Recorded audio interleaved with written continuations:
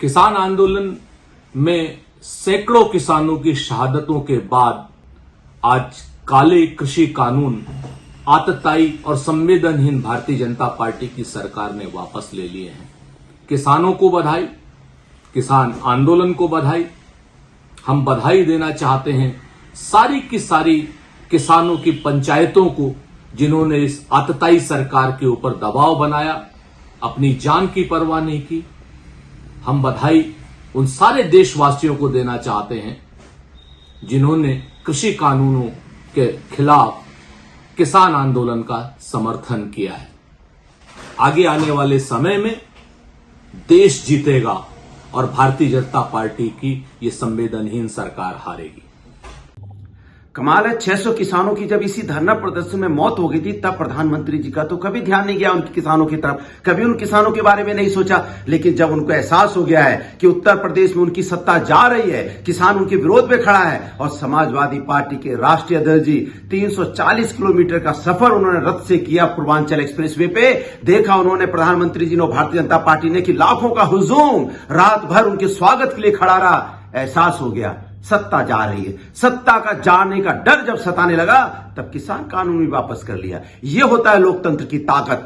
इसलिए भारतीय जनता पार्टी भूल जाए तानाशाही, इस हिंदुस्तान में चलेगा तो सिर्फ लोकतंत्र। तीनों काले कृषि कानून वापस लिया जाना सच्चाई की जीत है, अहंकार और अत्याचार की हार है।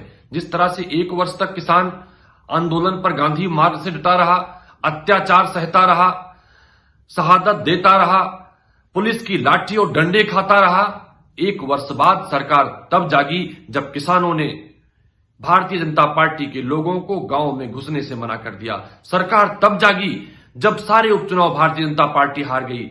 आज जिस तरह से तीनों कृषि कानून वापस लेने जाने पर पूरे देश में खुशी का माहौल है, किसानों के लिए, देशवासियों के लिए दशहरे और दीपावली जैसा पर्व है। पूरा देश ये मानता है सरकार कितनी भी अहंकारी हो, अगर हमारे देश का लोकतांत्रिक ढंग से आंदोलन कभी सरकार कुचल नहीं सकती, अंग्रेज नहीं कुचल सके। हमारे देश का मजबूत लोकतंत्र और संविधान अहंकारी सरकारें भी नहीं डिगा सकती। आज देशवासियों की तरफ से, कांग्रेस पार्टी की तरफ से किसान आंदोलन के महारथियों को लाख लाख बधाइयां। किसानों के हित के लिए काम करने वाले देश के यशस्वी प्रधानमंत्री आदरणीय मोदी जी ने आज तीनों कृषि कानून वापस लेकर करोड़ों करोड़ किसान भाइयों को यह बता दिया है कि हमारी सरकार आपके साथ है। विपक्ष ने नकारात्मक रोल अदा करते हुए कुछ किसान भाइयों को गुमराह कर दिया था। बहुत वार्ता हुई, बहुत चर्चाएं हुई। हमेशा प्रधानमंत्री ने कहा हमारे दरवाजे खुले हैं किसान भाइयों के साथ, किसान संगठनों के साथ में चर्चाएं हुई। लेकिन विपक्ष लगातार कुछ किसान भाइयों को गुमराह करता रहा, कुछ संगठन उसमें उन्होंने अपने बनाकर खड़े किए थे। लेकिन आज प्रधानमंत्री जी जिस बात के लिए जाने जाते हैं, क्योंकि उन्होंने हमेशा किसान कल्याणकारी योजनाएं बनाई है देश के अंदर, किसानों की आमदनी दुगना करना, किसानों को सहायता राशि देना, उनको सम्मान निधि देना, उनकी बीमा योजनाओं को आगे बढ़ाना, ताकि किसी तरह से भी किसान भाई सुरक्षित हो, संपन्न हो। देश के करोड़ों करोड़ किसानों के लिए समर्पित सरकार आज एक निर्णय लेकर उन्होंने साफ कर दिया कि किसान हमारा अन्नदाता है, हम उनके साथ में हैं, सरकार उनके साथ खड़ी है। हम इस फैसले का स्वागत करते हैं। प्रधानमंत्री आदरणीय मोदी जी का धन्यवाद, साधुवाद करते हैं। आज माननीय प्रधानमंत्री द्वारा जो 3 कृषि काले कानून वापस लिए हैं, इसमें देश के किसानों को सबसे पहले बधाई। आंदोलन में शहीद सैकड़ों किसानों को नमन। आखिरकार क्रूर सरकार जो किसानों के आगे झुकना ही पड़ा, किसानों को आतंकवादी, खालिस्तानी, निठल्ले, नकली किसान, आंदोलनजीवी कहने वाले लोगों की हार हुई। सैकड़ों किसानों की शहादत के बाद चुनावों में अपनी हार को देखते हुए, हार की डर से कृषि कानून वापस जो लिया है, अडानी और अंबानी को लाभ पहुंचाने का जो बीड़ा उठाया था, किसानों के सामने सरकार को झुकना पड़ा। और सरकार से, हम माननीय प्रधानमंत्री जी से कहूँगा कि जब गरीब सवर्णों को आप 10% आरक्षण 72 घंटे में दे सकते हो, तो 52% आबादी पिछड़ों की है, पिछड़ों को भी 52% आरक्षण देने की व्यवस्था आप बनाइए। देश में जातिवार जनगणना कराने की व्यवस्था पिछड़ों के लिए बनाइए। पिछड़ों के साथ धोखा क्यों करते हैं? 52% आबादी है, यही सरकार बनाता और बिगाड़ता है। आप प्रदेश में महंगाई से, देश में महंगाई से निजात कैसे मिले, देश की जनता को इसके विषय में कानून बनाइए ताकि देश की जनता को निजात मिल सके। देश में हिंदू मुसलमान नफरत की राजनीति बंद करिए, भाईचारे की राजनीति पैदा करिए, शुरू करिए आप लोग। और जो गरीबों के साथ, कमजोरों के साथ बिजली की मार पड़ी है, महंगाई की मार पड़ी है, इसे निजात दिलाने के लिए माननीय प्रधानमंत्री जी विचार करिए। और फिर मैं कह रहा हूं कि किसानों की जीत हुई, किसानों के आंदोलन के सामने किसानों ने अपने हक की लड़ाई, सही लड़ाई लड़ी है। इसकी वजह से आज 12 महीने से जो किसान आंदोलन किया अपने हक के लिए, उसकी जीत हुई है। और जो 3 कृषि कानून माननीय प्रधानमंत्री जी ने लागू किया था, ये किसानों के अहित में था, किसानों का नुकसान था, इसको वापस लिए हैं। और बहुत तोप हो रहा है कि प्रधानमंत्री ने वापस लिया, तो ये तो काले कानून प्रधानमंत्री ने बनाया ही था, तो इसको वापस लिया, तो इसमें कौन बहुत बड़ी उपलब्धि सरकार की है। भाजपा सरकार के द्वारा आज 3 काले कानूनों को वापस लेने का जो ये निर्णय है, ये दिखाता है कि वो तीनों काले कानून सिर्फ और सिर्फ किसान विरोधी थे।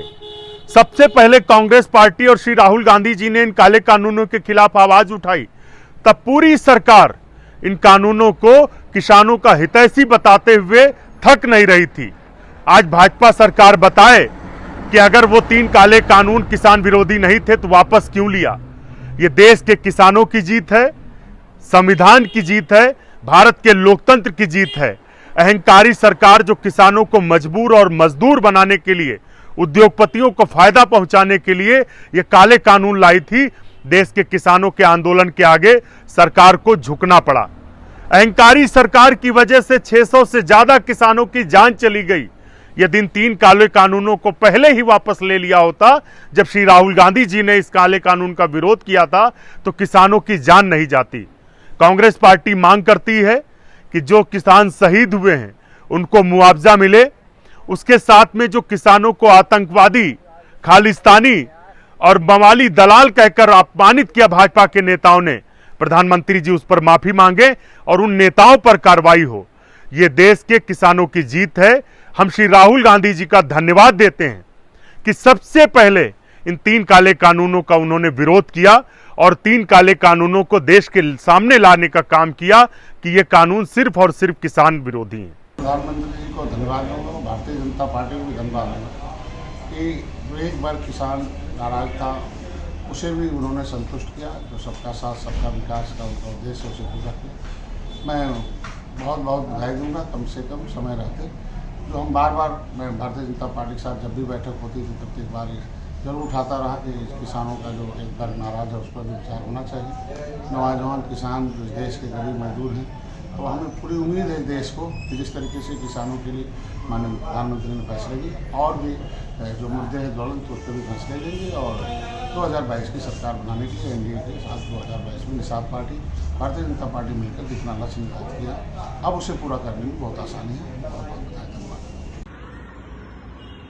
तीनों किसान कानून वापस लेने का फैसला एक किसान आंदोलन के लिए, समाजवादी पार्टी के राष्ट्रीय अध्यक्ष माननीय श्री अखिलेश यादव जी के संघर्ष के लिए, समाजवादियों ने जो संघर्ष किया, हम लोगों ने लगातार जो आवाज उठाई, आज 1 साल से जो लड़ाई जमीन पे चल रही थी, गांव-गांव चल रही थी, घर-घर चल रही थी, हर एक किसान के मन में चल रही थी, जो आंदोलन था, जो उद्वेलन था उसके मन का, जिस मजबूरी में उसको डाल दिया गया था, आज उसकी एक बहुत बड़ी जीत हुई है। एक अहंकारी सरकार का अहंकार टूटने का काम आज हुआ है।